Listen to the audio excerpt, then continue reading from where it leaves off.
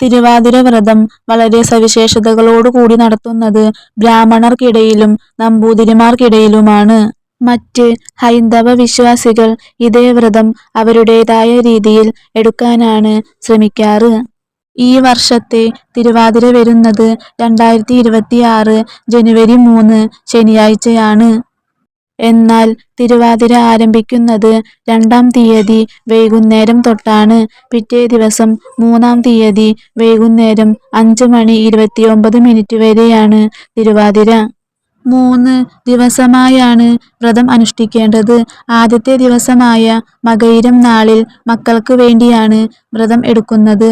രണ്ടാമത്തെ ദിവസമായ തിരുവാതിര നാളിൽ ഭർത്താവിനു വേണ്ടിയാണ് വ്രതം എടുക്കുന്നത്.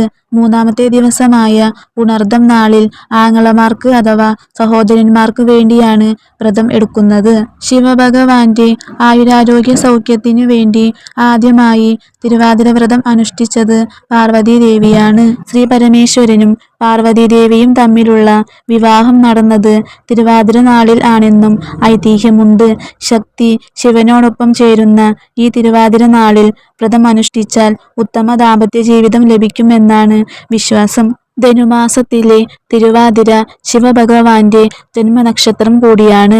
കന്യകമാർ ഉത്തമനായ ഭർത്താവിനെ ലഭിക്കുന്നതിനും വിവാഹിതരായ സ്ത്രീകൾ ഭർത്താവിന്റെ ക്ഷേമത്തിനും ആരോഗ്യത്തിനും കുടുംബത്തിന്റെ ഐശ്വര്യത്തിനും വേണ്ടിയാണ് വ്രതം അനുഷ്ഠിക്കുന്നത്.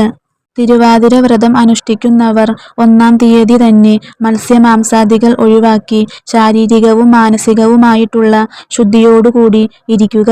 പകലുറക്കം പാടില്ല.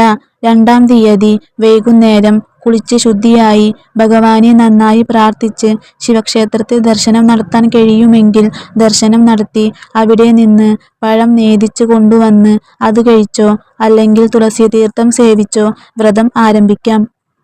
അരിയാഹാരം ഒഴിവാക്കി ചാമ, ഗോതമ്പ്, കൂവ, കൂർക്ക എന്നിവ കഴിക്കാവുന്നതാണ്.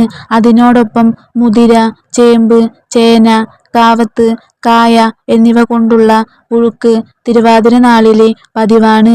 തിരുവാതിര രാത്രി അതായത് 2-ാം തീയതി രാത്രി ഉറക്കമിളച്ചിരുന്ന് പാതിരാ പൂച്ചൂടലും തിരുവാതിര കളിയും പന്താട്ടവും തുടങ്ങിയ കളികളെല്ലാം നടത്തുന്നു. നമ്പൂതിരി സമുദായത്തിലോ അല്ലെങ്കിൽ ചില തറവാട് വീടുകളിലോ ഇത് പാരമ്പര്യമായിട്ട് ചെയ്തു വരുന്നുണ്ട്. തിരുവാതിര നാളിൽ ഭഗവാന് എട്ടങ്ങാടി നേദിക്കുന്ന ഒരു ചടങ്ങുണ്ട്. നമ്പൂതിരി സമുദായത്തിലാണ് ഇത് ചെയ്തു വരാറ്. കാച്ചിൽ, കൂർക്ക, ചേന, ചേമ്പ്, ചെറുകിഴങ്ങ്, നേന്ത്രക്കായ, പയർ, തേങ്ങ എന്നീ 8 സാധനങ്ങൾ ചുട്ടോ അല്ലെങ്കിൽ പുഴുങ്ങിയോ തയ്യാറാക്കുന്ന വിഭവമാണ് എട്ടങ്ങാടി. ഗണപതി, പരമശിവൻ, പാർവതി എന്നീ ദേവതകൾക്കാണ് എട്ടങ്ങാടി നിവേദിക്കുന്നത്.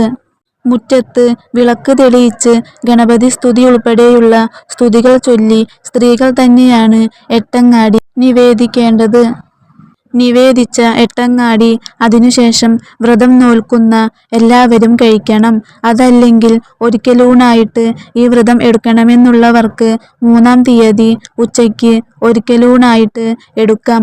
മറ്റുള്ള സമയങ്ങളിൽ ഒന്നും കഴിക്കാതെയും ഇല്ലെങ്കിൽ ഇടവേളകളിൽ പാൽ, പഴം പോലുള്ളവ കഴിച്ചുകൊണ്ടും വ്രതം അനുഷ്ഠിക്കാം. അന്ന് വൈകുന്നേരം 5:29 വരെയാണ് വ്രതം അനുഷ്ഠിക്കേണ്ടത്. ശിവക്ഷേത്ര ദർശനം നടത്തി തീർത്ഥം സേവിച്ച് വ്രതം മുറിക്കാവുന്നതാണ്.